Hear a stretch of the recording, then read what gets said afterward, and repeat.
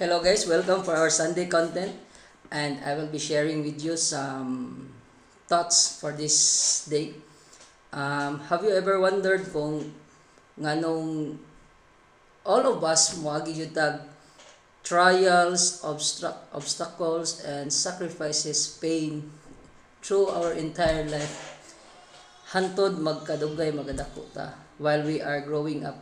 So I wanna show you something for an example. So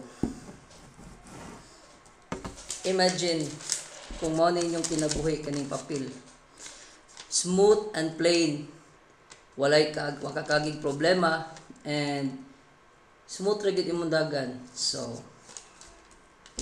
and ikaw ni, this is what happened,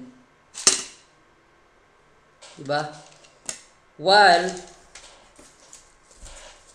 kaning mga gipampilo-pilo nako, this is your problem throughout your entire life, gikan pagamay nimo hantod nagkadako na.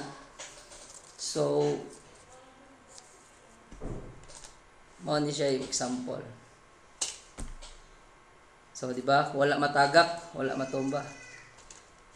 So going back sa ato ang example o sa ato ang lesson ganiha, nga kung di gyud ta moagi og mga problema sa kinabuhi, huyang kayo ta.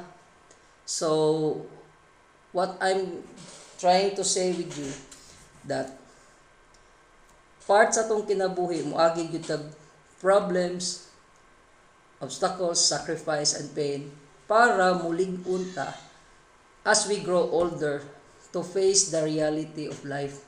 So maura to mga guys, hope nga naamoy nakutunan sa ako ang gipang share sa inyo, and happy Sunday. Bye bye.